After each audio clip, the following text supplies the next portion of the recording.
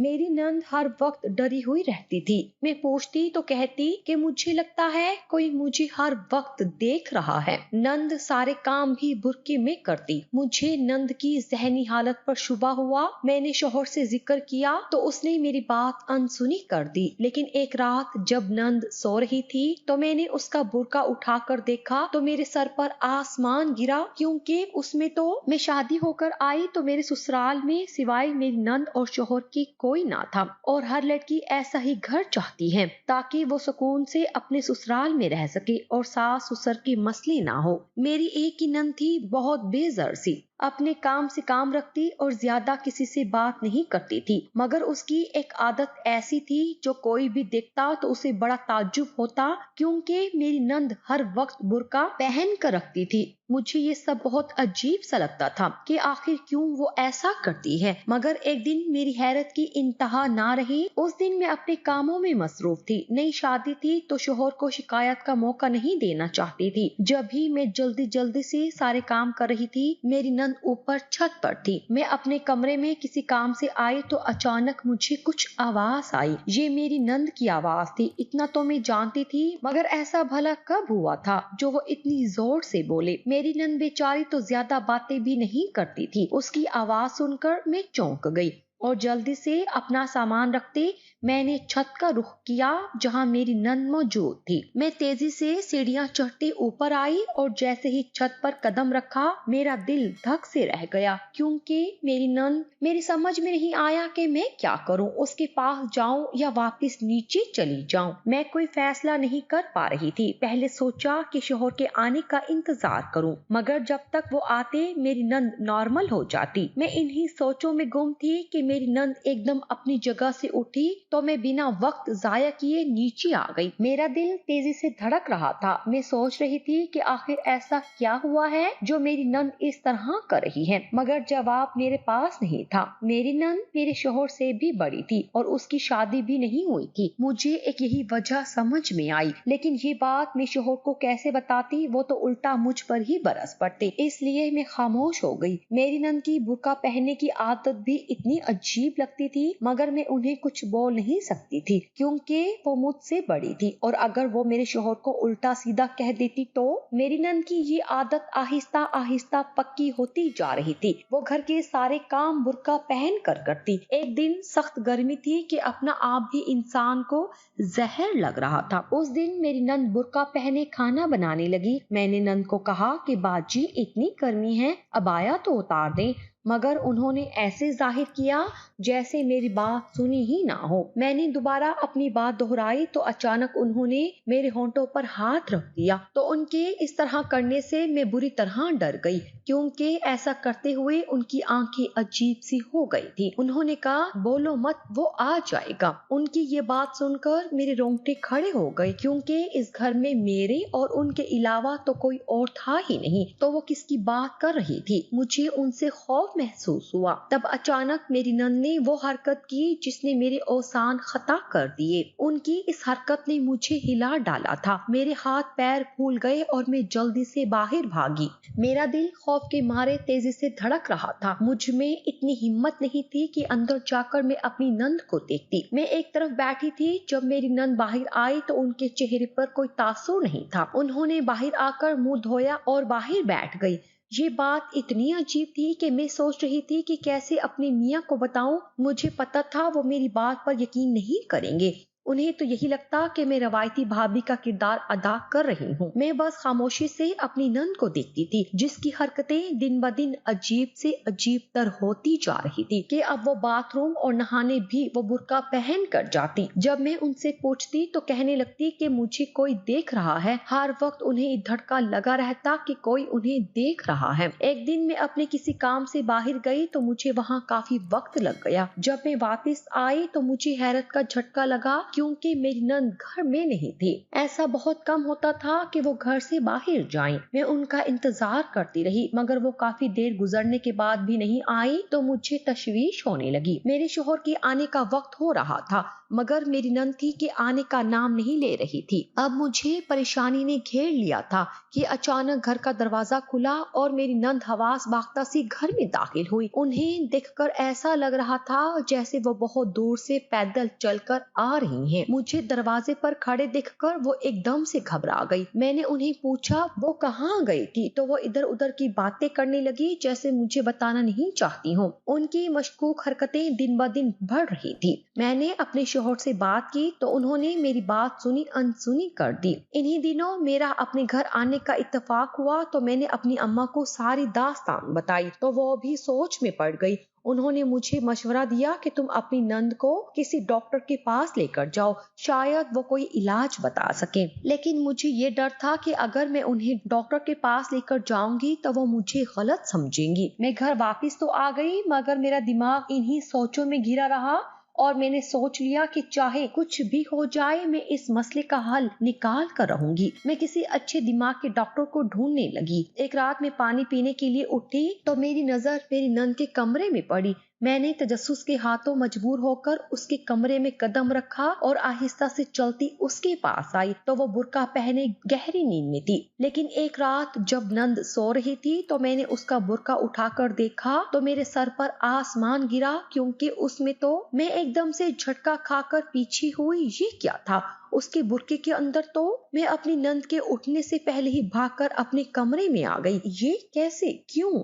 मेरा दिमाग तेजी से चल रहा था। क्या मेरी नंद मेरी वजह से ये कर रही थी? मैं इसी अधेड़पन में गुम थी जब अचानक मेरे शोहर की आवाज ने मुझे बुरी तरह डरा दिया और खौफ के मारे मेरी चीख निकल गई। मेरी चीख पर वो एकदम उठ बैठे और पूछने लगे कि मैं इतनी रात तक क्यों जाग रही हूँ और मेरा चेहरा पसीना पसीना क्यों हो रहा है। मैं अब उन्हें क्या बताती कि मैं क्या देख कर आ रही हूँ। मैंने बात बदल दी और उन्हें कहा कि हम आपा की शादी क्यों नहीं कर देते। ये बोलकर मैंने अपने शोहर का चेहरा देखा तो मुझे लगा कि उनके चेहरे की रंगत बदली है और उनके तासुरात अजीब हो गए। उन्होंने कहा कि फजूल बातें ना सोचो और सो जाओ। लेकिन उनके तासुरात ने मुझे बहुत कुछ सोचने पर मजबूर कर दिया था कि आखिर क्यों शादी के नाम पर मेरे शोहर के चेहरे की रंगत तब्दील हो गई। अगले दिन मोहल्ले की एक औरत आई तो मैं उनसे बातें करने लगी। आदत के मुताबिक मेरी नंद आज भी गायब थी और वो वैसे भी किसी से मिलना पसंद नहीं करती थी। ना कोई मोहल्ले वाला यहाँ आता था, ये तो इत्तेफाक था। उन्होंने मेरी नंद के मुतालिक पूछा तो मैंने बताया कि वो तो बाहर गई हैं। तो आगे से उन्होंने जो कहा वो सुनकर मैं एकदम से हैरान रह गई। मैंने उन्हें कहा कि उन्हें गलत फहमी हुई है, मगर वो तो अपनी बात पर बाज़ थी। तो मैं चुप हो गई, क्योंकि इतना बड़ा सच जानने के बाद मेरे पास कुछ बचा ही नहीं था। मेरे शोहर की तासुरात याद आए तो मेरे शक की तस्दीक हो गई और अगले दिन जब मेरी नंद घर से निकली तो मैं जल्दी से उसके पीछे निकली ताकि उसका पीछा कर सकूं। आगे चलते चलते वो रोड पर आ गई तो मैं जल्दी से पीछे ही रुक गई ताकि वो मुझे देख ना सके। मेरा दिल धक धक कर रहा था कि कहीं पकड़ी ना जाऊं। अभी हमें खड़े चंद ही लम्हे गुजरे थे कि अचानक एक बड़ी सी करोला मेरी नंद के सामने आकर रुकी तो मेरी आंखें गाड़ी को देखकर फटी की फटी रह गई। मेरी नंद ऐसे उस गाड़ी में बैठी जैसे वो उस गाड़ी में बैठती रही हो। मुझे अब उस औरत की बातें ठीक लगने लगी कि शायद वाकई जो उस औरत ने कहा वो सच है। मैंने रिक्शा किया और उसे गाड़ी का पीछा करने को कहा। आज मुझे पता चलने वाला था कि आखिर मेरी नंद की हकीकत क्या है। मेरी नंद की गाड़ी एक इंतहाई अच्छे इलाके में दाखिल हुई तो मेरा तजस्सुस मजीद बढ़ गया और फिर गाड़ी एक बड़े से बंगले में दाखिल हो गई। मेरी नंद का इतने बड़े बंगले में क्या काम था? मैं ये सोच सोच कर आदी हो रही थी, क्योंकि इतना बड़ा बंगला तो मैंने ख्वाबो ख्याल में भी नहीं सोचा था। देखना तो बहुत दूर की बात थी। आखिर मेरी नंद का यहाँ आने का मकसद क्या था? मैंने रिक्शे वाले से पूछा कि भाई ये कौन सी जगह है? तो उसने जो आगे से जवाब दिया, मैं चुप की चुप रह गई।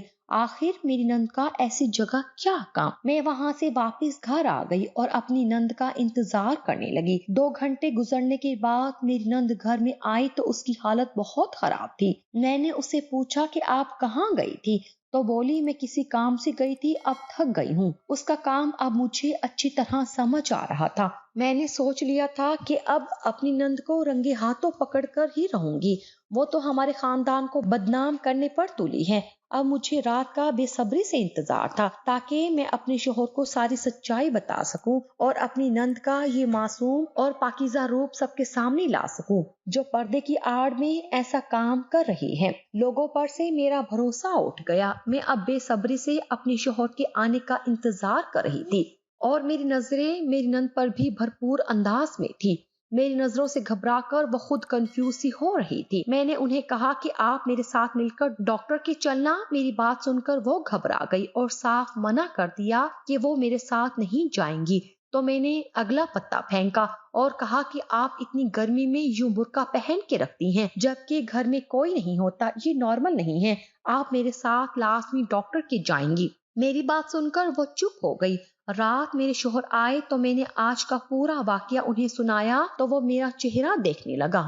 انہیں شاید لگ رہا تھا کہ میں جھوٹ بول رہی ہوں، مگر میں غلط تھی۔ آگے سے انہوں نے جو کچھ مجھے سنایا وہ تو میں کبھی سوچ بھی نہیں سکتی تھی۔ میرے شوہر نے مجھے میری نند کی کہانی بتائی جو سن کر مجھے جھٹکا لگا۔ میری نند کی شادی کم عمری میں ہو گئی تھی اور اس کا شوہر بڑی عمر کا آدمی تھا، مگر میرے ساس سسر کے مطابق وہ شخص میری نند کے لیے اچھا تھا۔ میرے شوہر کے منع کرنے کے باوجود میری ساس سسر نے میری نند کی شادی کر دی۔ میری نند بے پناہ خوبصورت تھی اور ہر طرح کے کاموں میں طاق۔ وہ فیشنیبل تھی، پڑھی لکھی تھی، غرض کہ اس میں کوئی بھی کمی نہیں تھی، جبکہ اس کا شوہر ایک عبادت گزار آدمی تھا۔ میری ساس سسر نے اس کی عبادت اور اس کا دین کی طرف بہت زیادہ رجحان دیکھا تھا، تو انہوں نے اس لیے بھی منع نہیں کیا کہ ایک مذہبی بندے سے شادی کریں گے تو ان کی بیٹی بہت خوش رہے گی۔ مگر صرف یہی دیکھنا تو رشتے میں کافی نہیں ہوتا، اچھے سے چھان بین کرنی ہوتی ہے۔ مگر یہاں صرف لڑکے کا مذہبی رجحان دیکھا اور میری نند کی شادی کر دی۔ شروع میں سب کچھ صحیح رہا، مگر آہستہ آہستہ اس آدمی کی عادات میری نند کے سامنے آنے لگ گئی۔ وہ ہر بات پر میری نند پر ہاتھ اٹھاتا اور اسے اپنا غلام سمجھتا۔ وہ بار بار میری نند کو مارتا اور اس پر شک کرتا۔ ہر وقت میری نند گھر میں پلو کر کے رکھتی، کیونکہ اس کے شوہر کا کہنا تھا کہ دوسرے لوگ گھر میں جھانک کر تیری خوبصورتی دیکھتے ہیں۔ میری نند بوڑھے ماں باپ کی وجہ سے سب سہتی رہی۔ وہ ہر جگہ اسے پردہ کرواتا، یہاں تک کہ گھر میں بھی میری نند خود کو چھپا کر رکھتی تھی۔ ہر وقت چہرے کے نیچے تک گھونگھٹ اور ہاتھ پیر میں دستانے موزے کہ کوئی بھی اس کے جسم کا ایک بھی حصہ دیکھ نہ سکے۔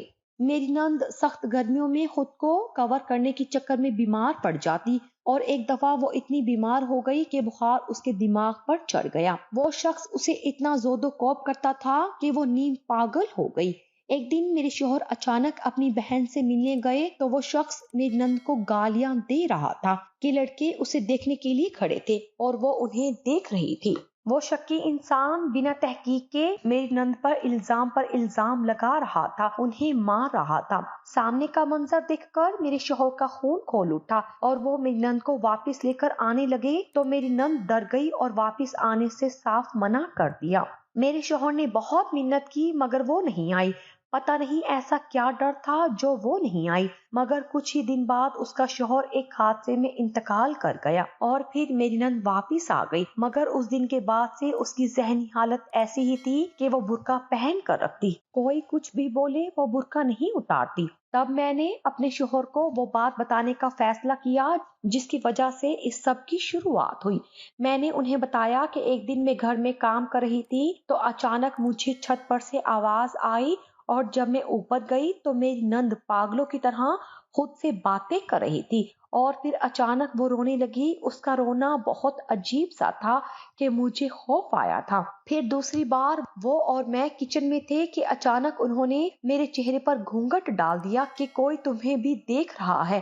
میں گھبرا گئی کیونکہ انہوں نے خود کو اور اچھے سے چھپا لیا تھا۔ میں فوراً وہاں سے بھاگ کر باہر آ گئی تھی کیونکہ یہ نارمل حرکت تو ہرگز نہیں تھی۔ اگر وہ یہی دوپٹہ میرے گلے میں باندھ دیتی تو۔ میری بات پر میرے شوہر شرمندہ ہو گئے۔ تب میں نے انہیں کہا کہ ہمیں معلوم کرنا ہوگا آپا وہاں کیوں جاتی ہیں؟ اس سے پہلے کوئی بڑا نقصان ہمیں اٹھانا پڑے۔ میری بات پر میرے شوہر راضی ہو گئے، مگر انہوں نے مجھے تاکید کی کہ اس بات کا کسی کو علم نہیں ہونا چاہیے۔ میں نے ان کی بات کو مان لیا، مگر میں نے انہیں کہا کہ سب سے پہلے ہم انہیں کسی اچھی ڈاکٹر کو دکھائیں گے، جس پر وہ راضی ہو گئی، کیونکہ ان کے لیے بھی ان کی بہن کی دماغی حالت سے بڑھ کر کچھ نہیں تھا۔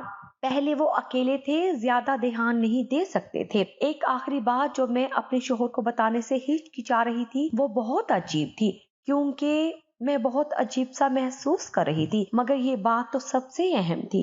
میں نے آخر ہمت کی اور اپنے شوہر کو بتایا کہ جب میں نے نند کا برقع ہٹایا تو اس کے اندر اس کا جسم کپڑے ہٹ جانے سے جھلک رہا تھا، وہاں زخم کے نشان تھے اور مجھے لگتا ہے وہ اسی وجہ سے پردہ کرتی ہیں۔ اب میرے شوہر کو بھی تشویش ہونے لگی۔ اگلے دن میری نند نے ڈاکٹر کے پاس جانے سے انکار کر دیا اور وہ غصہ کرنے لگی۔ اس سے پہلے میرے شوہر کچھ بولتے، میں نے ان کو اشارہ کر کے منع کر دیا کہ کچھ نہیں بولو۔ میرے شوہر بہانے سے آفس چلے گئے تو مخصوص وقت پر میری نند باہر نکل گئی اور ان کے جاتے ہی ہم نے ان کا پیچھا کیا اور اس گھر تک پہنچے، اور آج نند کے اندر جانے کی تھوڑی دیر بعد ہم لوگ بھی وہاں پہنچے تو گارڈ نے اندر جانے سے روک دیا۔ تب ہم نے اسے بتایا کہ اندر جو عورت گئی ہے وہ ہماری بہن ہے۔ میری بات پر وہ سوچ میں پڑ گیا اور پھر مجھے اندر جانے دیا تو اندر کا منظر اور حیران کن تھا، کیونکہ وہ کوئی بنگلہ نہیں بلکہ پرائیویٹ ہسپتال تھا، جہاں کئی عورتیں اندر بیٹھی تھی۔ اپنے شوہر کو باہر رہنے کا بول کر میں خود اندر آ گئی تو میری نظر جیسے ہی سامنے پڑی میری آنکھیں پھٹی کی پھٹی رہ گئی، کیونکہ سامنے ہی میری نند بستر پر بنا برقعے کے لیٹی تھی۔ مجھے دیکھتے ہی وہ ایک دم سے اپنی جگہ سے کھڑی ہو گئی، مگر اب کوئی فائدہ نہیں تھا۔ اس کا علاج کروا کے ہم گھر آئے تو وہ خوف زدہ تھی کہ ہم دونوں کو سب پتہ چل گیا۔